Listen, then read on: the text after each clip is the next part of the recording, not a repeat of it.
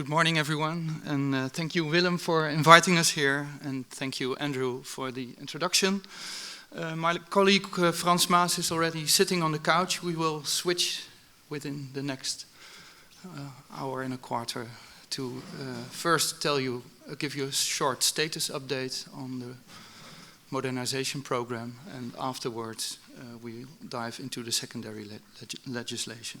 The modernization agenda that was announced by the current and now demissionary cabinet consists of 4 elements. First of all, the remote gaming bill. Second, lifting the casino monopoly.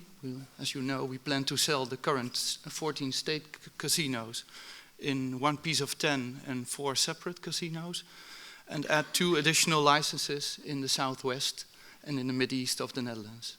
Third, we already made progress on it, are modernizing the lottery market with transparent allocation of licenses. And last, an update on the slot machine market regulation to make it more technologically neutral and reform certain aspects of consumer protection.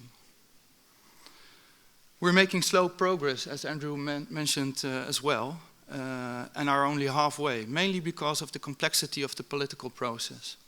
It's a tough journey, and it asks a lot of patience from all stakeholders. Current licensees, parties interested in a license, the gaming authority, also my own team, but most of all from Dutch consumers, because they need the protection of a good regulation with appropriate and attractive offer. Let's some status info. Let us first look back at the year behind us. On June 30th of last year, our parliament adopted the remote gaming bill. A lot of amendments were adopted, including adjustment of the tax rate to 29% GGR and several changes to the marketing and advertising rules. In July 2016, because of a decision by the Court of Amsterdam, the good causes lottery system was opened and new licenses were issued. Also, because of that, the decision was made to change the mandatory payment by lotteries from 50% to 40%, and it has been postponed to a later time. Also in summer, we published the zero measurement on the gaming market.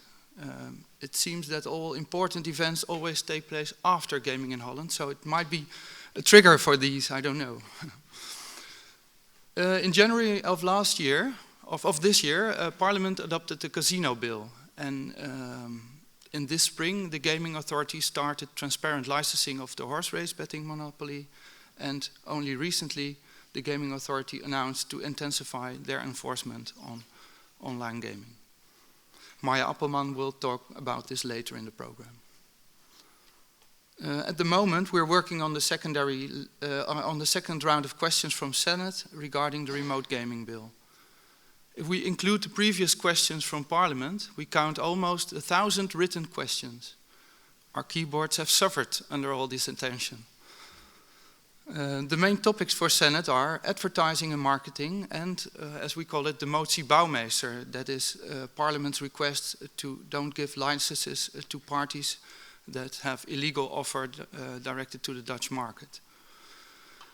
For the casino bill, recently around 100 questions have been asked, mainly focused on competition effects on market and consumers. For both laws, it's challenging to get a majority in Senate.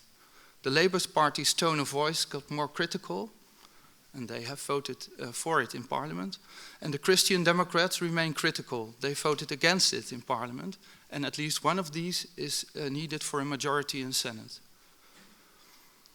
The parliamentary elections of March this year have led to a long formation process. Andrew told you about it, and we all read it in the newspaper this morning. We still don't have a new cabinet, and it is likely that the formation will have influence on the further process of the modernization. So where does this lead us? We aim at answering the Senate in August or the beginning of September, and around the same time we expect to start the public consultation of the lower regulation of the remote gaming bill. We expect that debate in Senate will take place around October or November. But Senate has decided to combine the treatment of both bills, so the casino and the remote gaming bill. So the pace also depends on whether we will get a second round of questions for the casino law. After public consultation, the lower regulation first has to be sent to Parliament and afterwards to the State Council for advice. Therefore, the earliest time to have the remote gaming regulation go into force is July 2018. This is a tight schedule, and I think reluctance is appropriate. But as Andrew told us, it's a vanishing horizon every year, so but still we're getting closer and closer. Development of the law regulation for the casino market is still taking place. It's not very likely that both bills will go into force at exact the same time, but we still aim at the schedule to finalize auction and privatization in 2019. Because this cabinet is demissionary, a new cabinet has to decide upon the future of the lottery market and the exact contents of a slot machine regulation. Ladies and gentlemen, this concludes my status update. But before we go into details of the secondary legislation, I would like to give you the opportunity to ask some questions. We have an hour to fill, and it's probably exhausting to hear us talking all the time.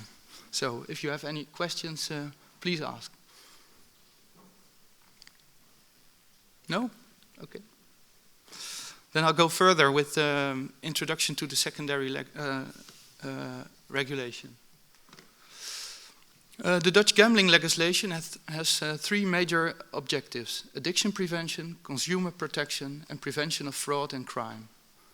The proposed bill for remote gambling aims to achieve these objectives through the channelization of demand to regulated operators who need to comply to high standards. Only operators that are considered suited for reliable, responsible, and controllable organization of remote gaming can obtain a license. These licensees are under supervision of the Dutch Gaming Authority. And on the sheet, you can see the building blocks of our regulation. The topics in blue will be covered in our preview. More specifically, we will cover first registration, so KYC, payments, advertisements and bonuses, technical requirements, product verticals, responsible gaming, and supervision and reporting.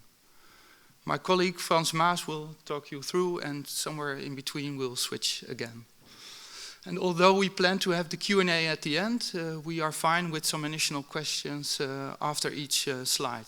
Andrew, we have about 9 slides to go, so maybe you can help us keep track of time.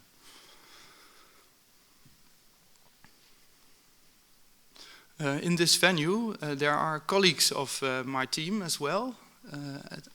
I see at least one. Please raise your hands, because if Marcia over there and Chantal over there.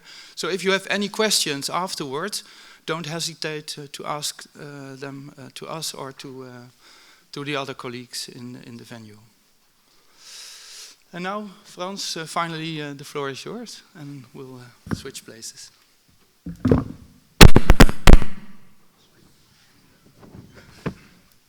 Sorry about that, probably was my fault. Hello, I'm Frans Maas from the Ministry of Safety and Justice. I'd like to talk you through the secondary legislation as much as I can. And we start with game offers. And we want to license basically all regular games of chance. We've defined generic categories: casino games where one plays against the operator or against other players. For these player-operator games, like slot machines, there's a 3 seconds rule. A new game can only be played 3 seconds after the last game has finished. The third category is betting on events, outcome of sport games, or events in sport games. Examples are, for example, of these events are the total number of goals or the total number of offsides in a single match, for instance. Sports matches that can be bet on must be organized by national sports organizations recognized by the Dutch Sport Federation, known as NOC-NSF, or by similar international sports organizations internationally. Contests organized by these organizations comply with current international standards, such as independence and disciplinary rules. They are organized in accordance with internationally recognized rules, and of course, betting on outcome of a horse race. So other types of gaming that are allowed is betting on horse races. We support fixed odds, pool betting, exchange betting. We do not accept spread betting. Also, online lotteries with games with a long odd character or the use of the name lottery itself is not allowed. Eventually, it's up to the gaming authority to decide whether a game is licensed or not, so whether an operator is allowed to offer the game or not. This especially concerns games of which the operator claims they are skill-based. Poker, in many cases, is considered a game of chance or a game of skill in other countries. For us, it's considered a game of chance because of the ruling of the Supreme Court earlier.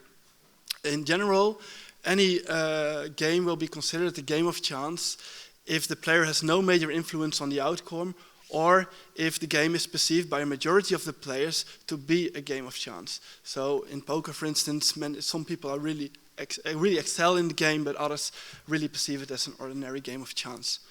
The gaming authority will develop policies to support this consideration, and I'm sure they will consult the sector in some way when doing so. And then I will turn to registration and knowing your customer. Sorry. Can I have the next slide, please? So, licensed operators are expected to know their customers. Knowing your customer is vital for proper addiction prevention, protecting the integrity of sports, and for complying with anti-money laundering legislations. The principle for knowing your customer are safeguarded in the secondary legislation by several steps in the registration process. These steps apply for the situation that a player registers with an operator for the first time. A player who wants to participate in remote gambling must therefore first register with a licensed operator. He will provide personal information such as social security number, name, gender, date of birth before he's able to actually start playing. And the operator needs to check these data before he can offer the player a playing account.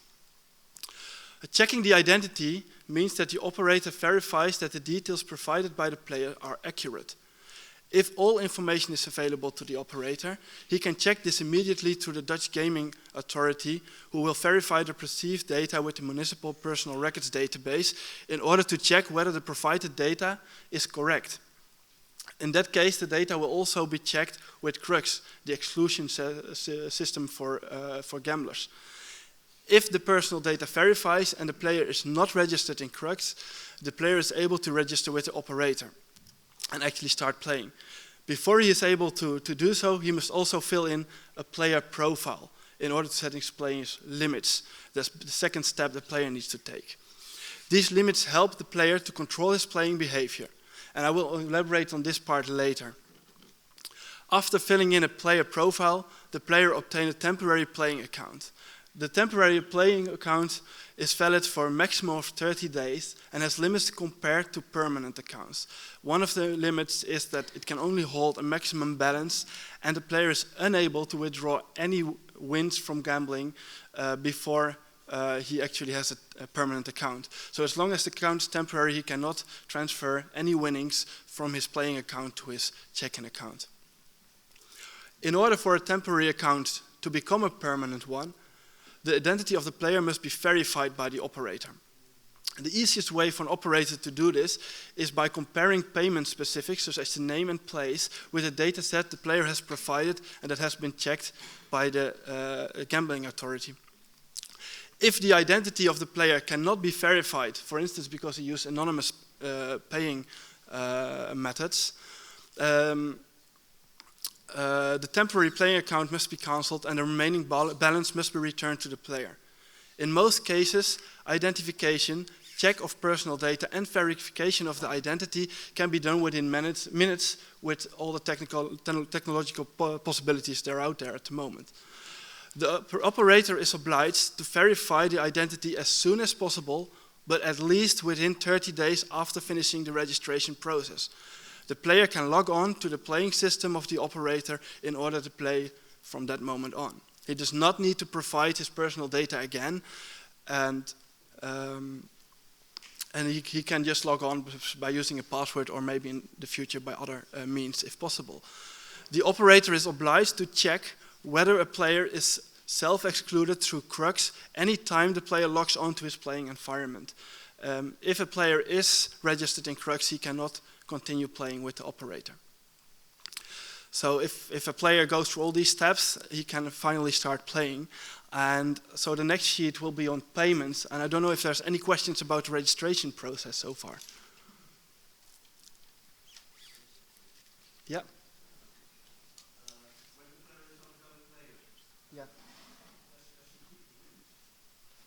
No, he does not keep his winnings.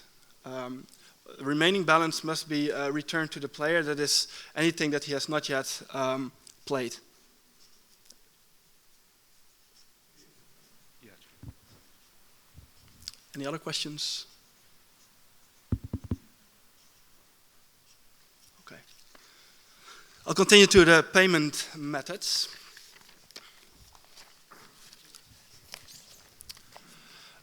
Like I said, with the knowing your customer process, the first payment needs to be verifiable to the customer. So when a player makes his first payment, he needs to use a checking account that is registered to his name. This can be a micropayment if one wants to, but this enables the operator to verify the identity of the player and make sure that the player actually is who he says he is. The checking account will be linked to this player's playing account. So any withdrawals from the playing account will always be made to this specific checking account. These withdrawals and deposits to the playing account must always be done without any unnecessary delay.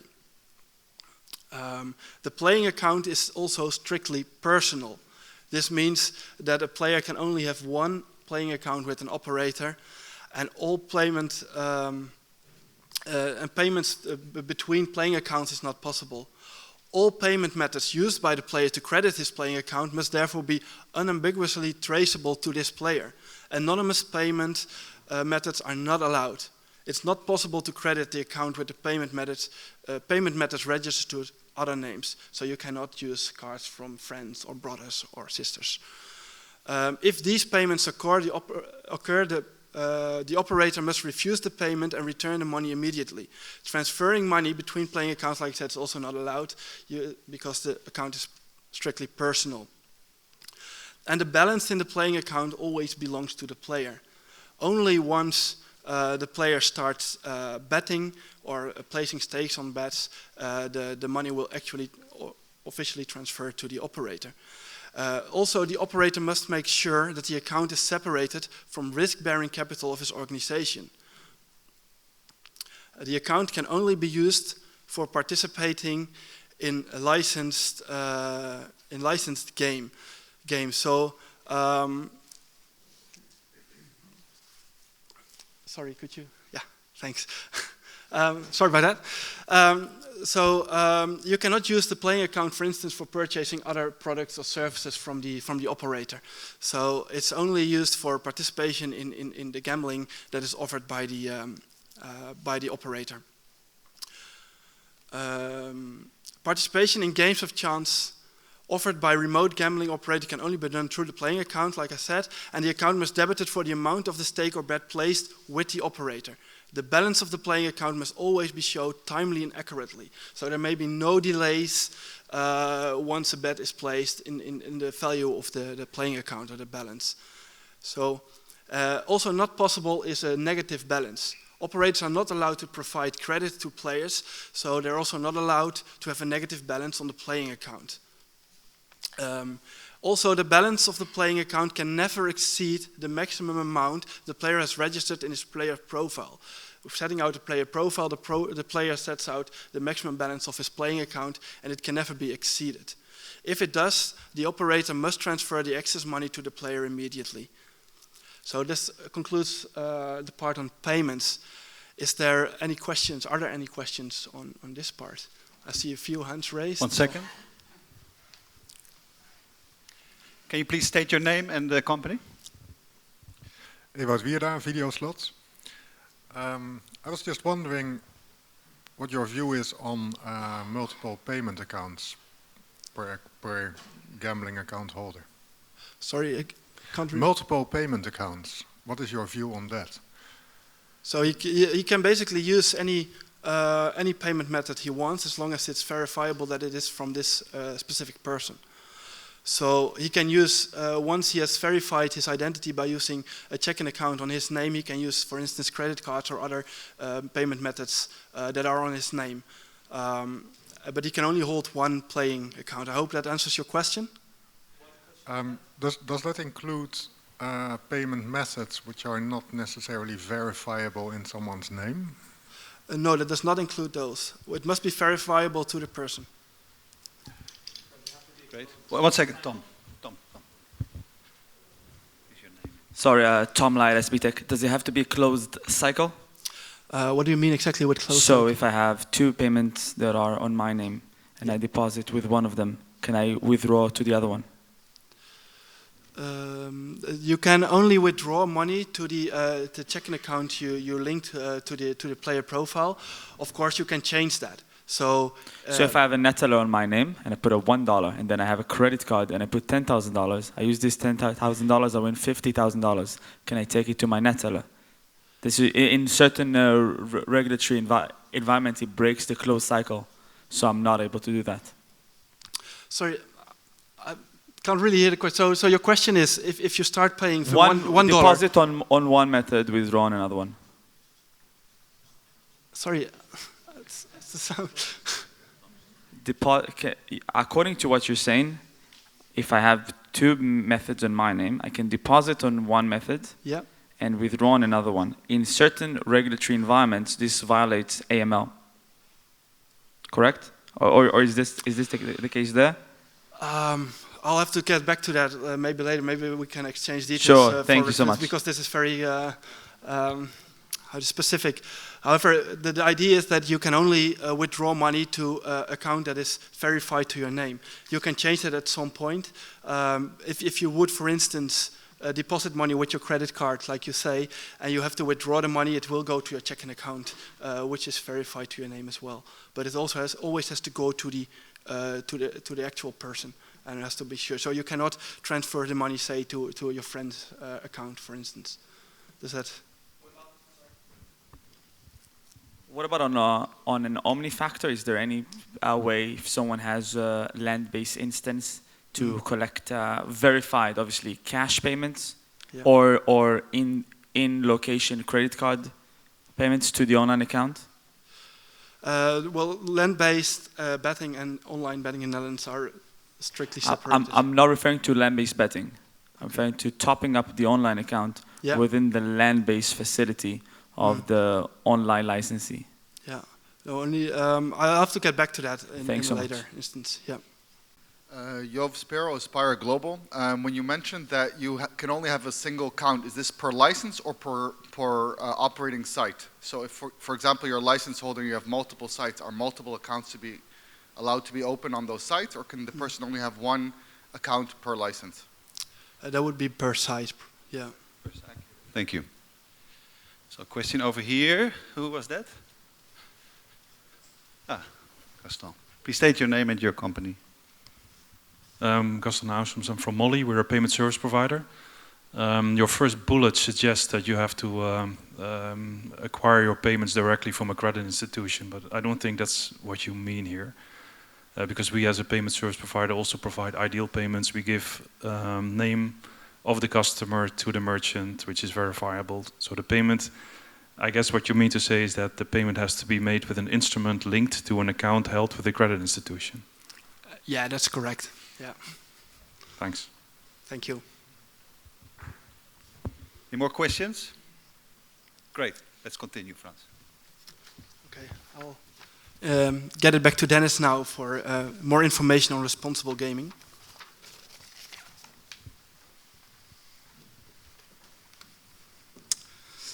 I didn't tell you when I gave the introduction, but of course we will start a public consultation of the secondary legislation at the end of summer.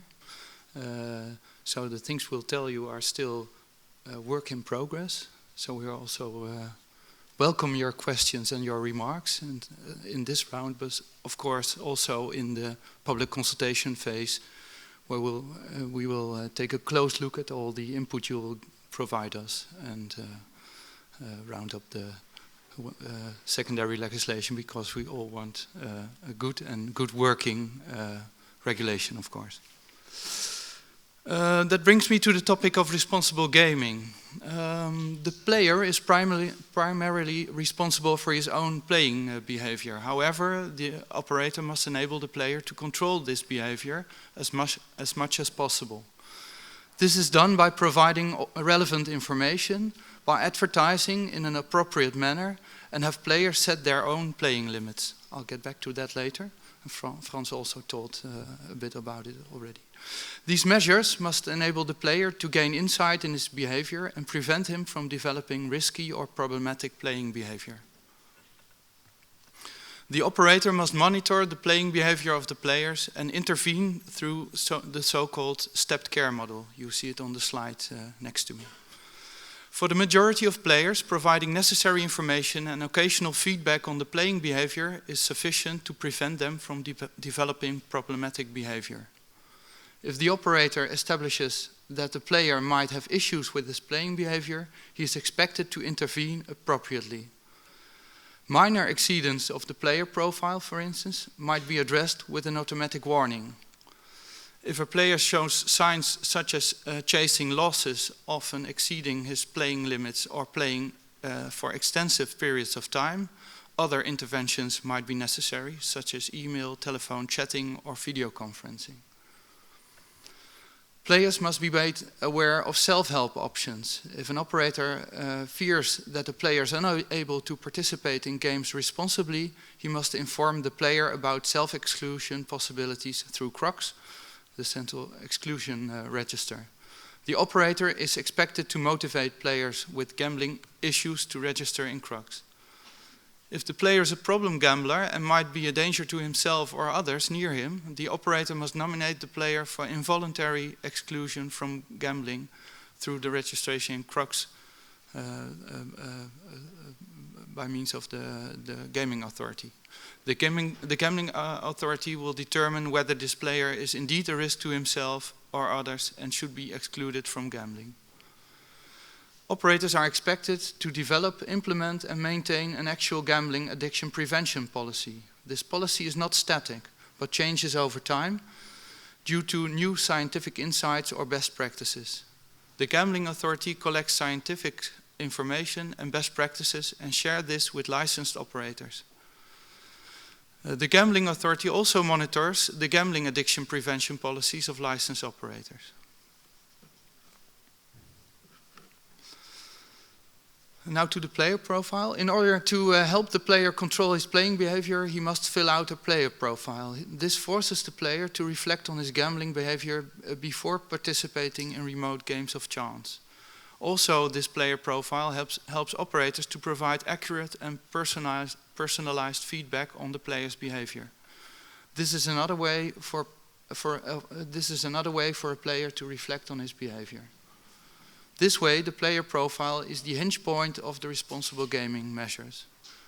The player profile includes the maximum number of logins, so per day or per week, the maximum deposits on the playing account, and the maximum balance in the playing account. Frans already told a bit about it. These limits cannot be exceeded by the player. If he does, the operator must warn the player appropriately. And once the maximum deposit or balance is reached, further crediting of the player account is not possible anymore. The player is of course allowed to change his limits. However, if he chooses to increase the limits of his player profile, 24 hours must pass before changes are effective. And during this time, the player must be able to undo any changes he has made. The player can only increase his limits if a week has passed since the last increase of his limits. Exceedings of the player profile, signals from customer care and irregular gambling patterns must lead to feedback and intervention, like on the sheet. The operator is required to provide an audit trail of this. And operators are encouraged to increase their effectiveness of their responsible gaming policies. For example, through a good advisory module for the player profile or through extra limits or advice to players. This can be done in consultation with addiction experts and scientists. And of course, the Gaming Authority can use the Prevention Fund to investigate effectiveness of these measures. This after consultation with the sector and the Ministry of Public Health. I'm pleased that operators recognize that responsible gaming is crucial to the long-term viability of the sector, and therefore I have high expectations of the innovations in this area.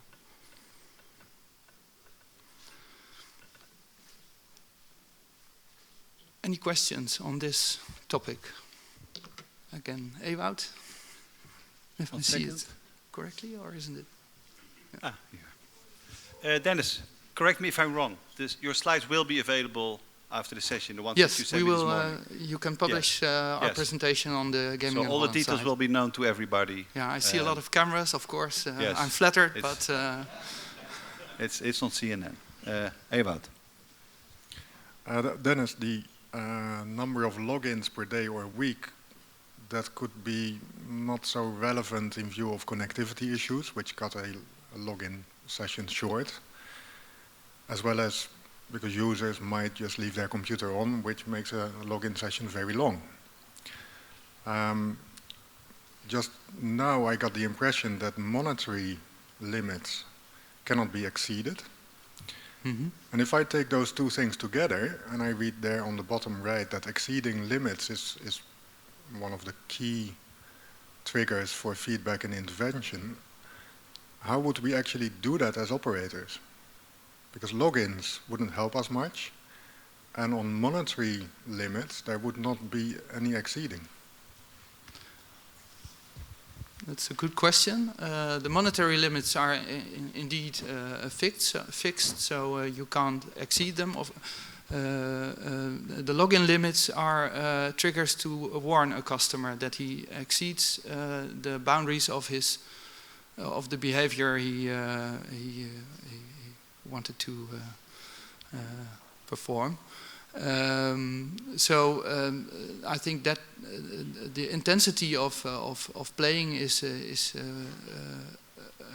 the major trigger in this. But of course, reaching your boundaries is a trigger as well. But you can't exceed them. I don't know if it answers your questions. Please wait. Willem doesn't want you to shout. When you look at deposits and the player account balance, those cannot be exceeded if you're not allowing them to be exceeded, and we would not know that there is a failed deposit. We would not necessarily know. That depends on the system. Okay. So that means that we would have no idea that there would be attempts to exceed limits that are monetary, and that leaves us with the login limit, which, as I said, is not very accurate in looking at player intensity. I understand your question, and this is also something I think we have to discuss further on, and maybe also something the Gaming Authority has an opinion about. But I understand that you need that you're looking for specific criteria of triggers. This is the minimum set. I think also reaching your limits is a signal as well, but we'll get back to it later. Anyone else? More questions? No questions. Okay. Then advertisements and bonuses. Oh, one thing before I proceed. In the parliamentary process, also amendment was made regarding feedback and pop-ups, and at that in this parliamentary process we already made clear that our first intention is to have pop-ups, so to inform the player at the beginning or at the end of a game. And of course it might be necessary to define other moments of feedback, but these are the minimum, this is the minimum standard. Okay. Now to advertisements and bonuses. Another way that operators are expected to help players control their playing behavior is through advertisements, through advertisement restrictions. The operator is only allowed to advertise on television during the time slot of 7 p.m. to 7 a.m. in the morning, and advertisements and bonuses can never be specifically addressed to youngsters or players that are underage. So anyone under 24 is considered to be a youngster. So for instance, a special bonus for senior citizens or students is not allowed. Bonus, therefore, must apply to all players. Also, bonuses cannot be adjusted to the playing behavior of individual players. For instance, offering a bonus to a player to compensate for heavy losses is not acceptable. Bonuses for all players that are subscribed to a newsletter or that register or deposit money within a certain period is acceptable. If a bonus is offered to players, the terms and conditions that apply must be clear to the player and the player must accept these. The player is under all circumstances allowed to refuse a bonus if he desires so to. Advertisements are expected to be moderate. They cannot present an unfair representation of the games or the odds of the games. Displaying games of chance as an escape for financial or social problems is not allowed. I can imagine there are more questions, or there are questions about advertising and marketing, so feel free. Any questions? This is your chance. No? Yeah. Yes. Gentleman over there. There's a mic on the other side of the... Good morning. Edward Knoll, CEO, Maxis Helder. First line, advertisements. Can you define advertisements? Are you just talking about television, or are you having other media in scope as well? Advertisement is advertisement in general. So that is also through online media or radio or whatever. Every medium that connects to your customer. But specifically for television, we have some extra rules that were amended by Parliament as well. Just to set an example to get it clear in my head, young adults, anyone under 20 years old. So that means we cannot do out-of-home advertising in the streets. Is that correct? Could you explain a bit more? If we do some advertising for an operator and he wants to do bus shelters, out-of-home advertising, and a young adult walks by, what happens? Now it's specifically targeting youngsters that's forbidden. So generic advertising is not a problem, but targeting youngsters, that's the point. Right. Okay. With regards to TV, are you talking spot advertising, or are you also talking non-spot advertising and branded content? This covers spot advertising, and there are, of course, a lot of other rules about product placements and sponsored programs in the media law. Thank you. Great. We have one question this side. Hi. Is the regulation going to be in line with the regulation in Central Europe for the advertising and marketing message, as far as how to incentivize the bonus, play and win, etc., or there's not going to be any restrictions on the message? No, there are already restrictions on advertising messages, and a player must also always have a way to be informed about his chances.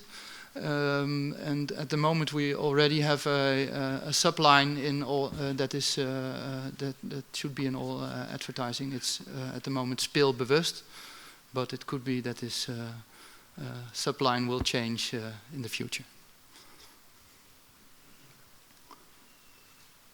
Okay, I'm giving it back to Frans, who will tell you a bit more about technical requirements.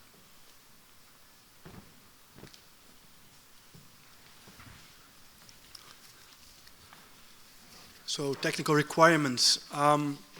The gaming system of the operators must comply with all relevant legislation and technical requirements, obviously. So the operator is first expected to assess his own gaming system for the criticality. So he has to identify the critical and less critical aspects of offering reliable, responsible, and controllable remote games of chance. Internal control must be in place in order to assess the different components of the gaming system. The operator must report the criticality of the different parts of the gaming system to the gaming authority and motivate the classifications. The gaming authority monitors whether the assessment is correct and whether the appropriate tests and certificates are obtained by the operator. Eventually, all parts of the system must be tested by notified bodies that possess the relevant accreditations, such as, for example, ISO 17020 or 17021. Notified bodies are appointed by our minister. For critical parts of the organization of games of chance, the tests must be completed before the new system or changes in the system are in operation. If changes to the critical parts of the gaming system are crucial to the reliable and responsible organization of games of chance, the operator is allowed to test afterwards if he can modify that within a maximum of 30 days. Parts of the organizations that are not considered to be critical and can be tested up to 120 days after the changes are implemented. This allows operator to test for several minor changes simultaneously if they want to. In all cases, the operator must report to the gambling authority on changes in its gaming system. The standards in the lower regulations are derived from industry standards, standards. On this basis, the gaming authority can draw up a conformity assessment scheme in order to see if the gaming system complies. It's a very short introduction to technical requirements. Of course, I cannot go into very detailed, specific technological requirements, but I can imagine there are questions about this process as well. So if there are any questions in the audience, please let me know. Yeah.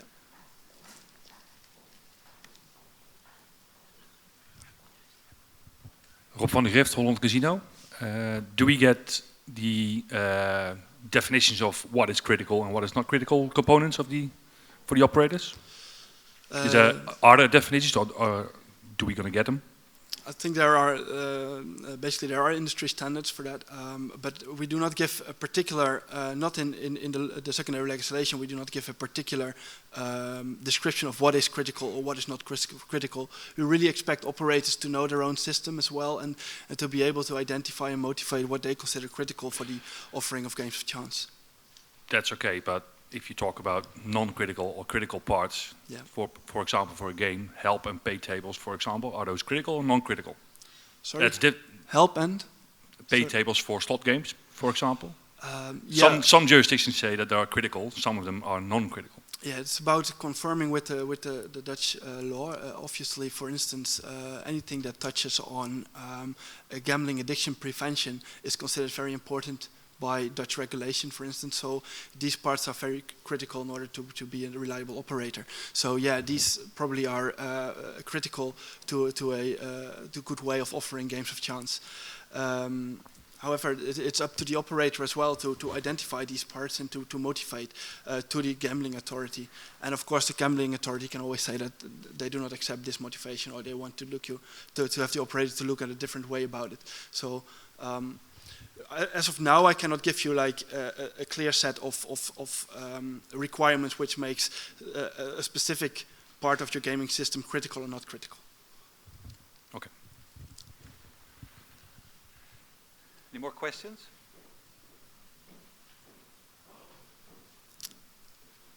Okay. No? If there are no questions, I'd like to go to the next sheet, which a bit of a change because this is on sports integrity.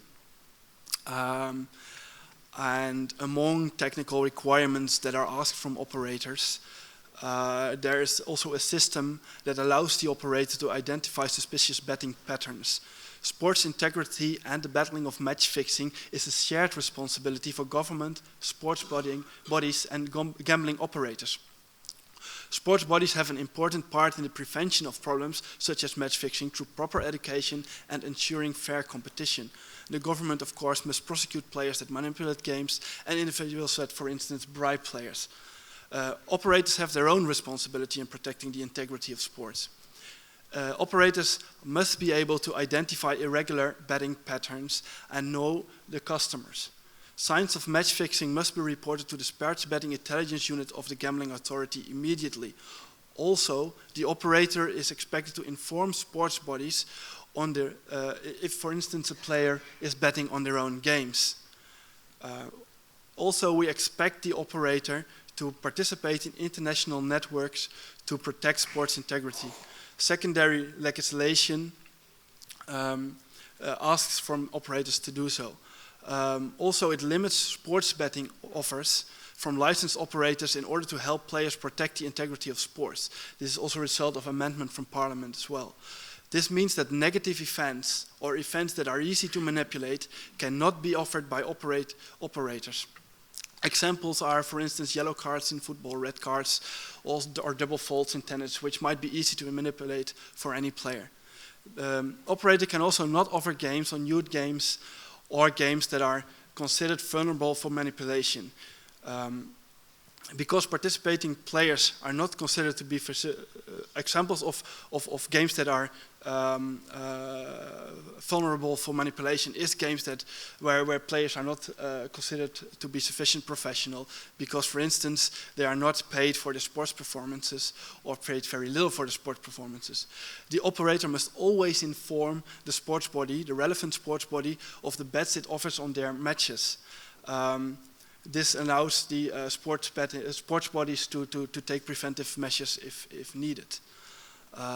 Again, this is a very brief overview, and I expect there to be questions, so I really hope there are questions actually. So if there are any questions on this topic, please let me know. Questions around the sports integrity part? No? Okay. No, thank you. Then I will go on to supervision and reporting. Operators are expected to report periodically to the gambling authority on their policy on integrity, consumer protection. These reports must contain incidents and the handling of them. When reporting on responsible gaming, for instance, the operator is required to report its policy results. This includes the number of interventions, the reason for the intervention, and the results of the intervention. Besides periodic reporting, the gambling authority may require specific reports from operators. The operator must allow the gambling authority access to the primary system if required. Specific information such as player ID, exceedances of the player profile, interventions, and financial and gaming transactions must also be stored in the control database. This database has to be based in the Netherlands and is owned and maintained by the operator. The data in this database is pseudonymized and cannot be directly related to specific players and their identities.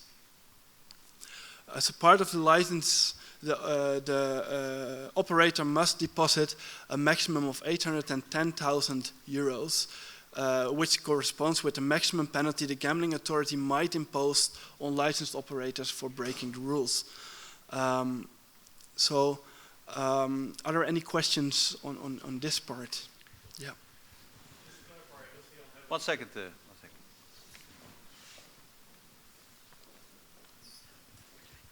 Rutger Jan Hebben, speelverantwoord, the Association of Online Operators. Just to clarify one thing, did I hear you say right that the server of the control database needs to be in the Netherlands? Yeah, the database must be in the Netherlands, yeah. All right, okay, thank you. Yeah.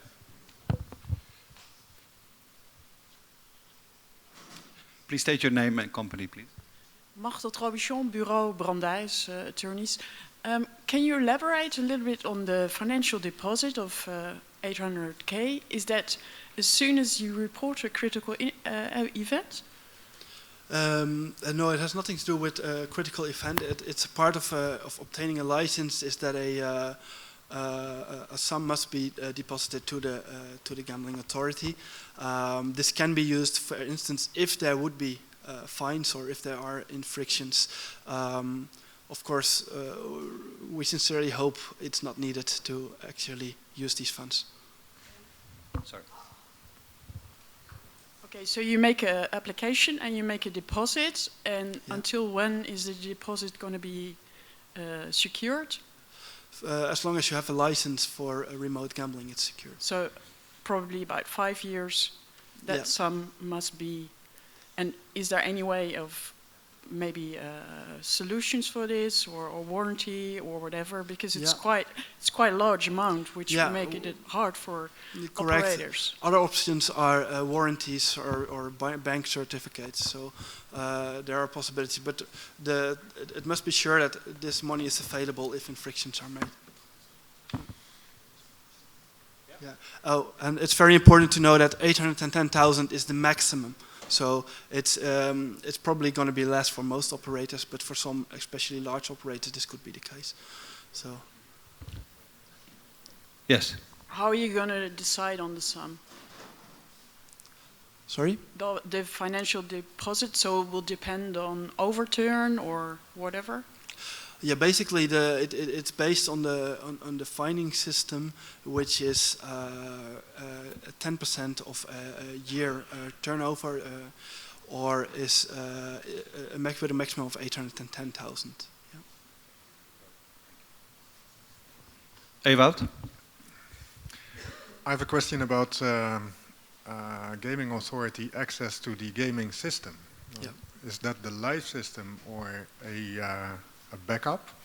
And if it is the live system, will the gaming authority have staff which is specialized enough to actually understand a gaming system, which is different for every operator? And will the authority also take responsibility for any damage done to the live system? I think it's very much a question that I cannot answer at the moment. I think it's a question for the gambling authority. And I believe my opperman is willing to answer that. Yeah, makes sense. Okay. Or no, well, let's do it now. That's fine. As you know, Ewout, we've got very qualified staff. We will not access the live playing. We will access the database. And we've got a lot of data experts in the house. Is that the answer to your question?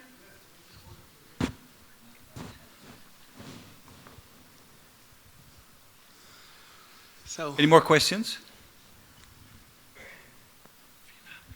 Yeah, hello, Ian Sherrington, Gaming Associates. Just wanted to clear one thing up. You're only talking about Dutch players here, right? You're not. No players from outside the Netherlands will be able to gamble with a Dutch operator in the future. Is that what you're saying? Yeah, well, what we're saying is that anyone who wants to participate in remote gambling in the Netherlands, so that could also be foreigners living in the Netherlands for a longer while, for instance, will have to play through these rules. So, to answer your question, it's not only Dutch players, but it's only players within the boundaries of the Netherlands. Yeah. Sorry, yeah, if you're not Dutch, then you won't have a record in the municipal authority database, right? Yeah. So if you register with an address from outside Holland, yep, you will skirt around those requirements. Is that correct? No, that's not correct. The operator is still obliged to check and verify the identity of the player. So that can also be done by, for instance, a copy of the identity. However, for most players, if you stay in the Netherlands for a longer period of time, or if you open a bank account or even an address in the Netherlands, you already have a social security number. So it will only apply to a very small amount of people probably, and there are other solutions. What I've shown you here today is what applies to the majority of players, the vast majority of players. So. Last question maybe, quick. Nobody? Okay. Then I think this concludes the preview of the secondary regulations. Maybe I can give back to Dennis as well, if he likes. I would like to thank you for your attention.